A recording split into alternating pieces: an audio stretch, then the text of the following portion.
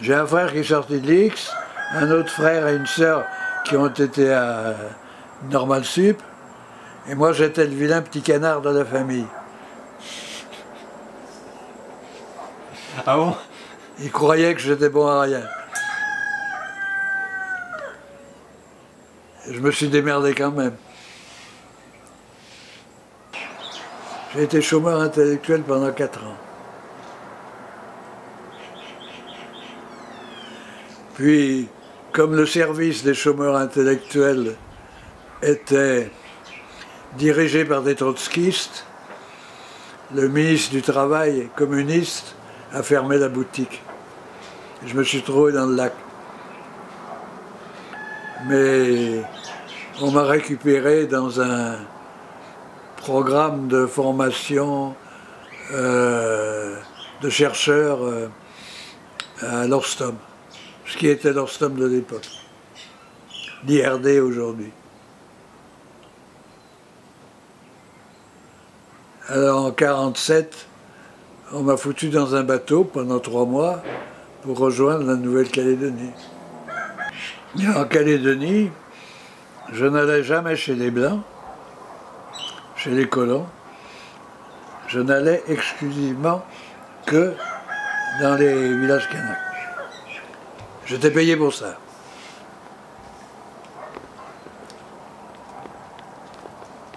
On m'a fait des tas d'histoires parce que, soi-disant, je méprisais les colons, mais j'étais pas payé pour faire la sociologie des colons.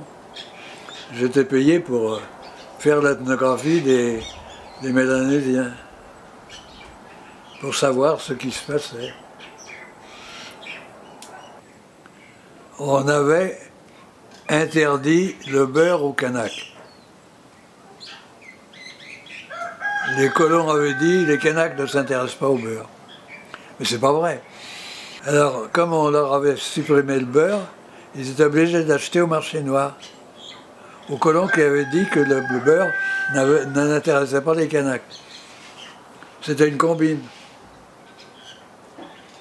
Les gros colons avaient des locaux où ils logeaient des gens qui venaient pour ramasser le café.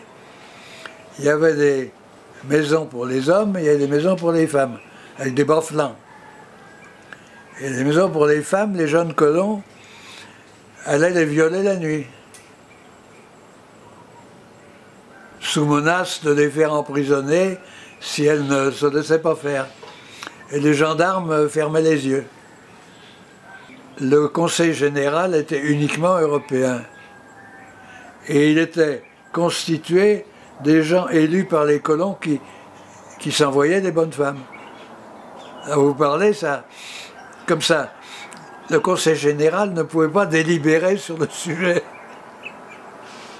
C'était complètement ridicule comme histoire. Les fils de colons considéraient que les femmes kanaks étaient à leur disposition. C'était tout à fait bizarre comme situation.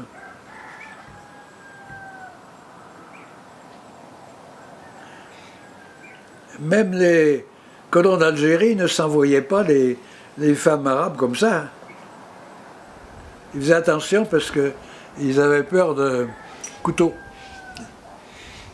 Les Arabes, ça maniait le couteau. Les Kanaks ne maniaient pas le couteau. Mais ils n'étaient pas contents.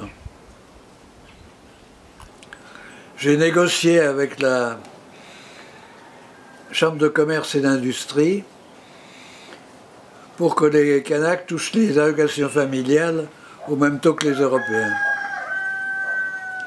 Ça a marché. J'ai réussi, là. Mais j'ai négocié en silence.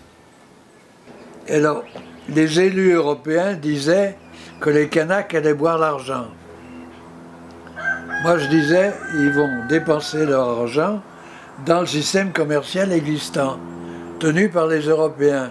Et à l'époque, pas par les Chinois. Il n'y avait pas de Chinois. Et c'est ce qui s'est passé. Ils ont utilisé l'argent des allocations familiales pour acheter des bagnoles, pour aller au champ, ou pour balader leur famille. comme n'importe quelle personne normale. Et là, il fallait que ça bouge, puisqu'on avait supprimé le travail forcé. Les Kanaks étaient devenus des citoyens français normaux, mais ils ne le savaient pas. Alors, il fallait qu'ils apprennent ce que ça voulait dire, mais tout doucement. Puis après, je me suis occupé des municipalités. Il n'y avait pas de municipalité. Il y avait Nouméa et Papeete, qui étaient des communes de plein exercice, et puis rien d'autre. Alors j'ai réussi en négociant à faire créer des communes de plein exercice partout, y compris ici, mais grâce au général. Le général a été le seul à comprendre que c'est la réforme qu'il fallait faire pour former les gens à la gestion publique. Parce qu'il n'y avait rien, il n'y avait pas de mécanisme pour les former. On avait des élus qui ne savaient pas ce que c'était qu'un budget. Alors on a créé des communes de plein exercice partout, et les Tahitiens et les Caldoches et les Kanaks ont appris la gestion des crédits publics au niveau municipal. Lentement, mais ils l'ont appris.